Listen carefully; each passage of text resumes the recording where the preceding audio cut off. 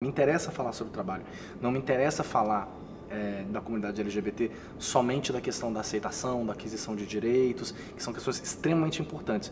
Mas a gente tem que entender um pouco como é que a existência desses personagens e dessa identidade trafega com outros polos da nossa sociedade, como o trabalho, como a questão empregatícia, como a questão econômica que a gente está falando, mas também a questão familiar, a questão espiritual. Até que você tem aí? Nada. Nada? Nada. Mete o pé, vai. Tô trabalhando, garoto. Mete o pé. Estou filmando a comunidade LGBT de São Paulo no centro desde 2008, com o meu primeiro curta-metragem. Foram 4 curtas, 2 longas contando com o Baby e uma série. Então tem temáticas que elas já fazem parte do universo que eu estou tratando, as famílias elegidas, né? Porque todo mundo como eu que chegou de São Paulo vindo de outros cantos do Brasil teve que escolher uma família, teve que eleger uma comunidade para poder sobreviver a essa dureza dessa cidade, né? Uma cidade que dá muita coisa, mas também tira muito. E tem esse aspecto um pouco contraditório do anonimato, né? O anonimato que nos possibilita ser quem a gente é e desenvolver uma certa liberdade individual, a sua excentricidade, a sua especialidade, a sua singularidade, ela também pode também te jogar na solidão. Então são temas que estão sempre permeando os filmes. Eu acho que o Baby é de uma certa forma uma concretização de todos esses temas. O canal para contar essa história é uma relação de 2 homens de idades muito diferentes, que têm temperamentos muito diferentes, contatos com o feminino e com o masculino muito diferentes, mas que tentam ali viver juntos. Né? Por que você não tá no rolê? Que rolê? O GP. Podia ganhar um dinheiro bom aí dentro. Tô afim de confusão pro meu lado, não. Planetária é diferenciada, rapaz. Eu queria fazer um filme sobre São Paulo, sobre essas estratégias que a gente constrói para escapar dessa solidão da cidade e apostar numa coisa que é a alteridade, que é olhar para o outro dentro de uma relação, não se contentar somente estar com seus iguais, e esse desafio que é viver com o outro, nesse abismo que separa a gente. Influi bastante na linguagem que a gente escolheu, que é de fazer um filme queer para um público mais amplo, que chegasse mais gente, que nasce dessa comunidade, da comunidade LGBT, mas que busca um salto para esse mundão aí.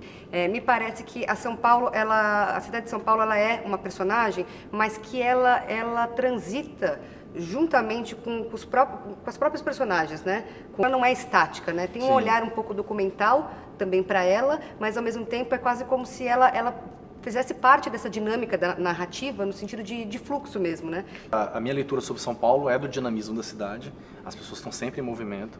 O centro de São Paulo é um lugar onde as pessoas passam, algumas ficam, constroem a vida lá, mas é um espaço de passagem, como se quase todo mundo que chegasse em São Paulo tivesse que passar pelo centro.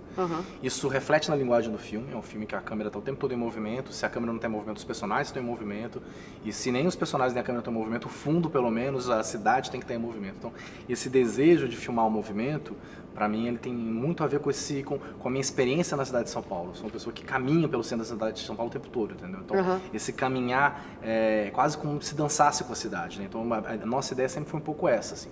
É um filme que tem um olhar que parte da realidade, ele tem uma característica documental, mas é um filme que também constrói seus artifícios, é um filme que estiliza, é um filme que recorta, que bota uma lente de aumento em coisas pequenas dentro da cidade.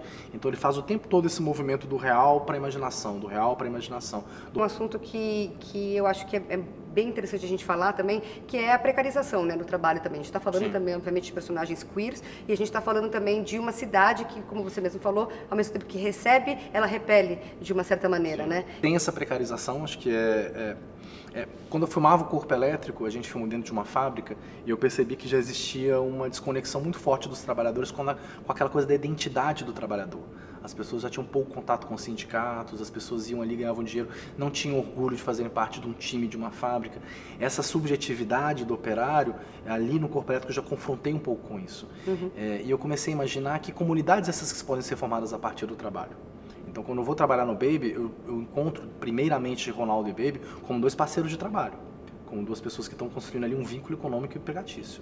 E o que surge a partir disso, da parte do desejo, da parte do amor, da parte do paixão, é uma consequência dessa correria, dentro de uma confusão muito grande, porque tem uma assimetria de idade, tem uma assimetria de poder e de conhecimento, mas existe, antes de tudo ali, um vínculo de trabalho. Me interessa falar sobre trabalho, não me interessa falar da comunidade LGBT somente da questão da aceitação, da aquisição de direitos, que são questões extremamente importantes, mas a gente tem que entender um pouco como é que a existência desses personagens e dessa identidade trafega com outros polos da nossa sociedade, como o trabalho, como a questão empregatícia, como a questão econômica que a gente está falando, mas também a questão familiar, a questão espiritual. Ela reflete muito as contradições do Brasil, um país muito erótico, muito sensual, mas ao mesmo tempo extremamente conservador, com um discurso de família extremamente enrijecido, um país com uma desigualdade social imensa, um país onde a gente tem uma aquisição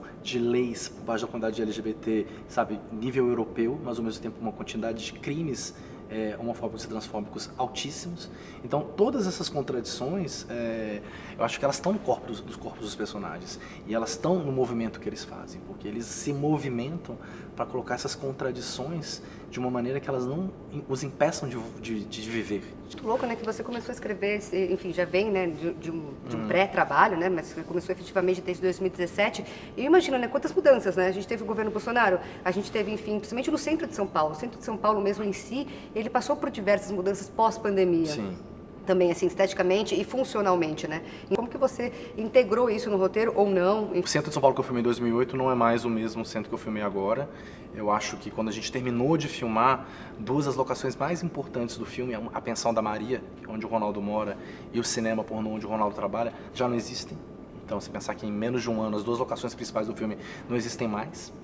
Toda vez que eu viajo para um festival, minha primeira diversão é pegar os filmes que foram feitos naquela cidade e ver como foram filmados, se esses lugares ainda existem, como é que eles foram trabalhados. E eu fui agora para Madrid, eu fui visitar as locações do Almodóvar. Fui para Genebra no festival, fui visitar as locações do Fraternidade a Vermelho, do Kieslowski. São filmes que são muito importantes para mim. As locações estão lá, os prédios existem. Você vai para a Argentina e vai visitar as locações do Felizes Juntos, do Wong Kar-wai, não existe mais nada.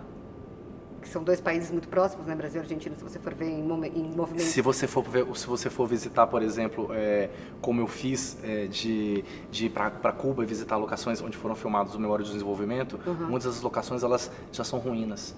Então, a gente aqui na América Latina, a gente tem uma relação com a memória muito complicada. É uma missão um pouco do nosso cinema, ir para a rua, documentar, deixar um documento de o que era essa cidade nesse momento para o futuro. Baby, ele tem esse desejo de construir esse retrato. Eu sei que essa cidade daqui a pouco não vai ser mais a mesma. Oi pessoal, sou Marcelo Caetano, diretor do filme Baby. Queria convidar todo mundo para assistir o filme dia 9 de janeiro nas salas de cinema de todo o Brasil. Tô aqui, a gente está fazendo essa entrevista maravilhosa, vocês vão poder conferir também. Que eu acho que é importante, assim, essas entrevistas elas são sempre um documento que ajuda a gente a ir para o cinema com um olhar fresco e mais instigado para ver os filmes.